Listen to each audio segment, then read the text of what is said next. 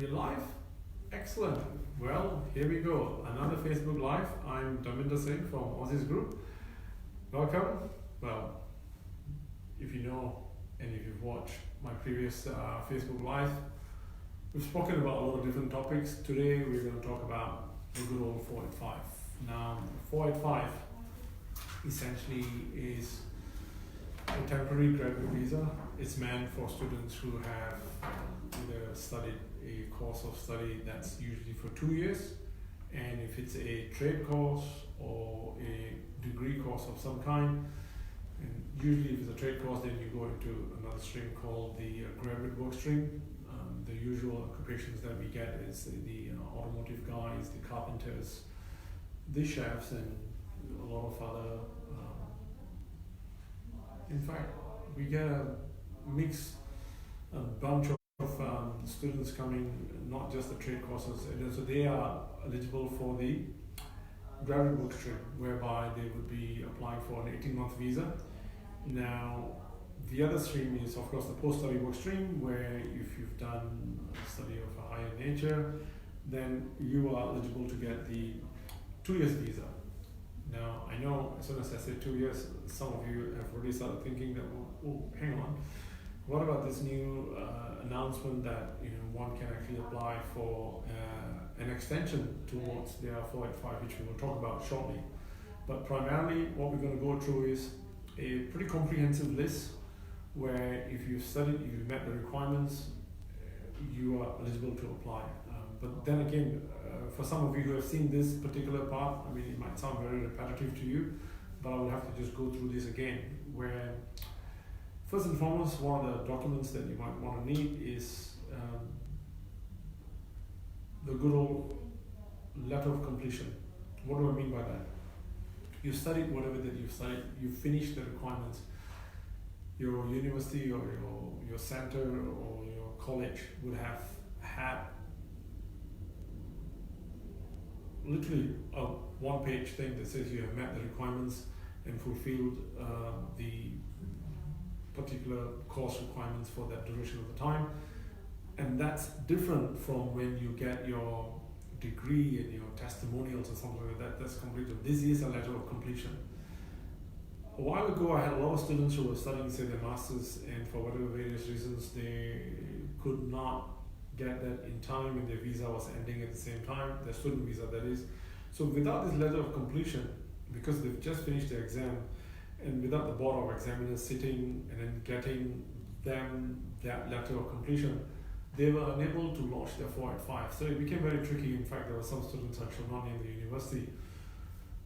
The funny thing was, 6 different students came to me, all from the same university, but different streams. Some of them were IT, some of them were engineers and whatnot, but not realizing that they actually needed this letter of completion. So they had to individually go back to their school, as in maybe if they were in a business school or in engineering school, they had to tell their office to say, oh, I actually need this and that. So in other words, it actually got dragged into explaining something to the university when all you really needed was to say you've met the course requirements, without having the board of examiners sitting down in an extraordinary meeting just to grant him that.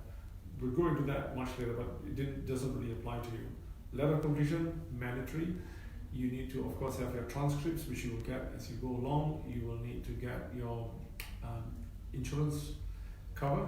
Now, if you're in a couple situation or if you're alone, you go back to your original provider, whoever they may be, the usual suspects, I'm not going to name them, I don't want to market them. You would know that your cover for your overseas health cover is different from this. You would need to get a cover note to say that you're applying for a 485.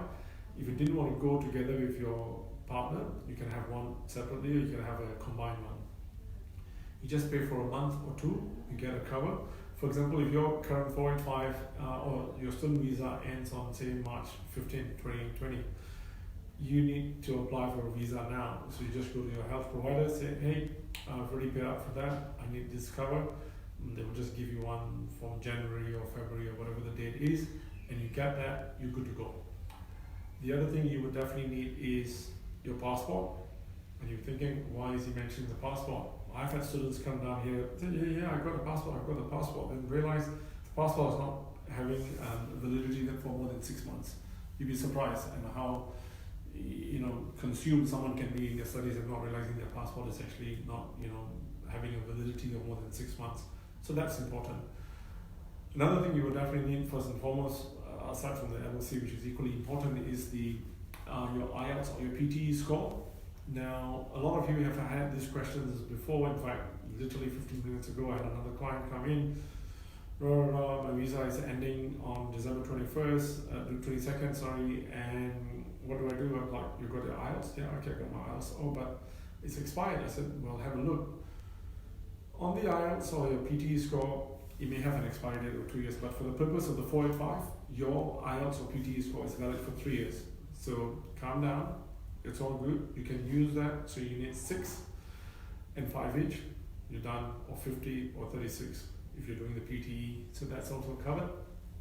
The other thing you would need is your Australian Federal Police clearance. I say again, Australian Federal Police clearance. Have had students come up and said, oh, I've got everything else ready, and then lo and behold, they come to me when they get the checklist. Even after giving them the checklist, they go, oh yeah, it's okay, I've got everything else. And what do they have? They have applied for the Western Australian Police clearance because, and this has actually happened. One particular student had he was driving Uber and he needed to do a police clearance, and the police clearance that he had applied, it's just that police clearance, but he had applied Western Australian one. He didn't think that we needed the the AFP, which is the Australian Federal Police clearance. So then again, this kind of things that can catch you, because why take a risk on something like that? So apply the correct one. I think apart from that, once you have most of those documents that I've just mentioned, you don't have to worry about your medicals that much, because your medicals are essentially valid for a year. Now, if you had a student visa extension at any point in time, you would have done one, say, in June, your medicals are valid for 1 year. So in that case, when we launch an application, or you, whoever, preferably you come to us, then we give you a HAP ID if it's been more than a year. Only after the launchment of your visa would you use that HAP ID to go and book an appointment with Bupa, who is the designated provider, to complete your medicals. That pretty much is a waiting period. You wait and you just make sure that it doesn't take more than 2 or 3 months. If some of my clients who are actually watching, there's one particular fella, he's very unfortunate. I don't know why his application has been going on for 4 months. We've never had the department request overseas police clearance because that's not mandatory. In this particular instance, we were equally surprised that they've actually requested. So that required him to go and get it from overseas, so that took another 45 days and so forth. So this thing can stretch. Now, one other thing that you must remember is if you're applying for the graduate work stream, then for those, the trade courses and whatnot, be mindful that you needed to have applied for your provisional skills assessment. Now, that would mean, for example, just to use an example as the chefs and the trade courses that we essentially have, you will need to do your TRA skills assessment. You can do that if you finish your certificate 4 already. From the time you finish that, you can actually go and apply and get that, because TRA can take 3 months to get that. So you will need that as well to apply for your 485. Now, if any one of you is unfortunate enough to have held or been issued a student visa on November in 2011, so that would disallow you to apply for the post-study work stream. So in other words, if some people may have been here earlier and then they've gone on to do various studies, but they finished up in their last course of study on a master's level, you unfortunately do not qualify for the 485, for the graduate work stream. Sorry, for the post-study work stream, which is the 2 years visa. So just to clarify that. And firstly, you also must make sure that whatever that you study is on the medium to long-term skills phase. So without that, you are unable to do a skills assessment, which is what I've just mentioned earlier on. Now, I don't know, usually whenever we do this, sometimes we get some questions, and I'm not privy to see whether you guys have posted any questions, but in the case if you have, I suspect some of the questions are going to be, which we'll just find out shortly if there are any. The part where everybody wants to know is that how do you then be eligible to apply for an extension of the 485? Now the fact that it's been gazetted by the department that Western Australia is regional and all the rest of it, and if you studied in a place that is, barring Melbourne, Sydney and Brisbane, I think you are, because you can't, if you're applying for 485 now, you're only getting 2 years. But the process of extending a 485 is not out yet, we really don't know, but anything or anyone after November 2021, you are then eligible to get an extension, and what and how that is, we'll let you know as we go along and that information becomes clear. At this stage, I think I might just ask my colleague who's just sitting right in front of me, you can't see her. Anna, do we have any questions by any chance, or is that something we have some questions? Okay. I've got a question from Gurpreet Singh. He's asking, I have 18 months of 485 visa, can I also extend my visa? But that means he already has his 485 now?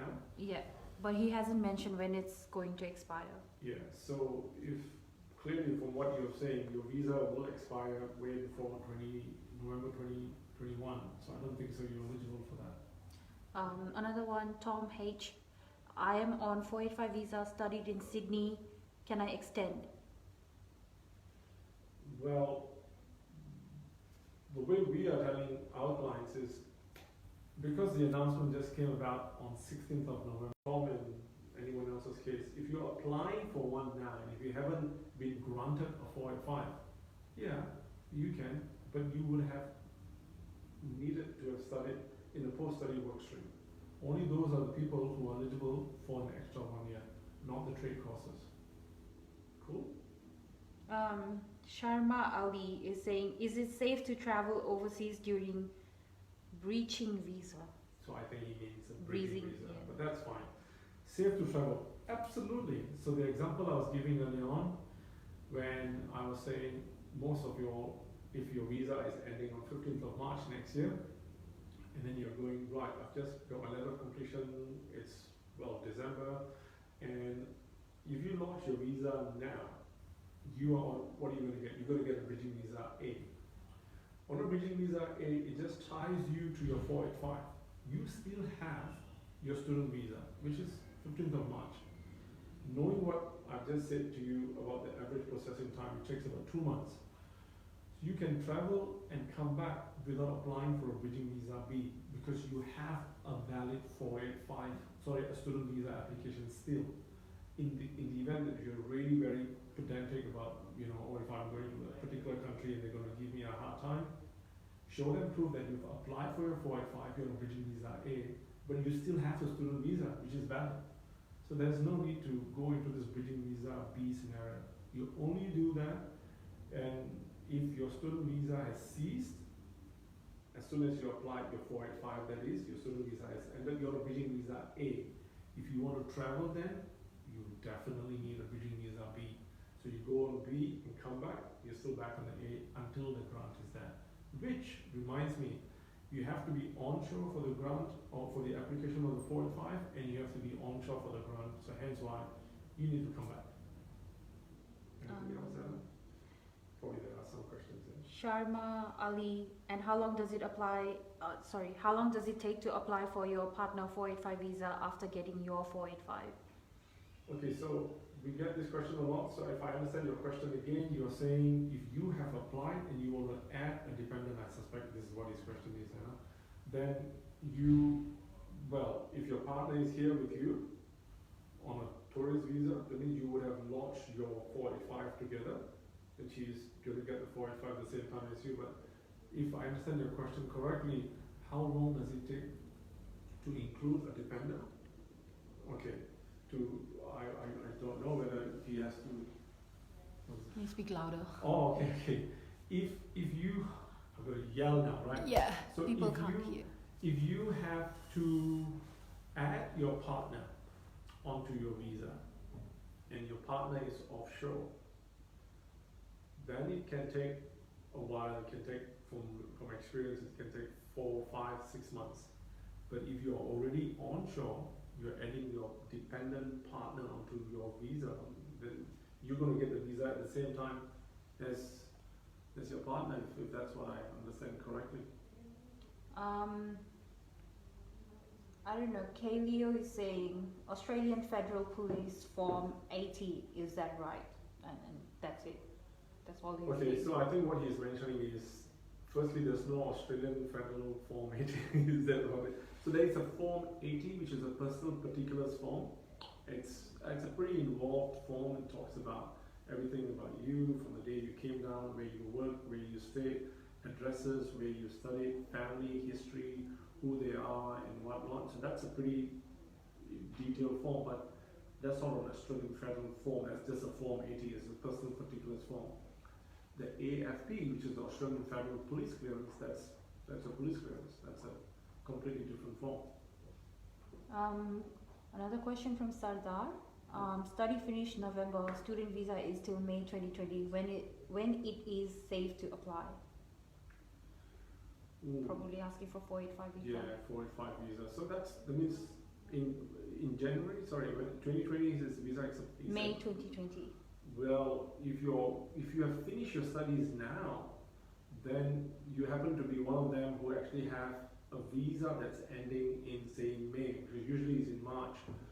Then, if you are not subjected to waiting for a provisional skills assessment or anything that you really need to have, I mean, you could have applied. I don't know your actual situation, but the safest thing to do is you can still stick around on the visa, not do anything, but I wouldn't encourage that, because you need to be doing something about it. Because if you finish your studies, the rule of the thumb is for more than two and a half months, you don't want to be seen as if you're not doing anything. So if you're in a position to apply for your 485, just like a general rule of thumb, just apply. You've got nothing to lose. And in fact, wouldn't you want to apply? Because the faster you apply, the better you are to trying to find out what best options that you have. Yeah. So whilst you're fielding these questions, I know we do usually get a lot of questions. I'll try to take next 5 minutes, and we're going to stick to that and fire away, ask any questions. Any question that doesn't get answered, as always, put it to us. We will, endeavor to answer that back to you. Another question is from Karanveer. I am on 485 post-study work visa expiring in April. Can I apply for extension? How does this 485 visa extension work? No, his visa is ending. There is no way in the world he is applicable. Unfortunately, it does not apply to you. Snehal, same thing. His 485 is going to expire in August 2021. Is it going to extend one more year? No. 20 August? Oh yeah. Definitely not. Sharma Ali, who was asking for the 485 partner, she is saying no, he is not here, he is in India. Okay, so now she's rephrased the question. He's in India. She wants to add her partner onto her visa.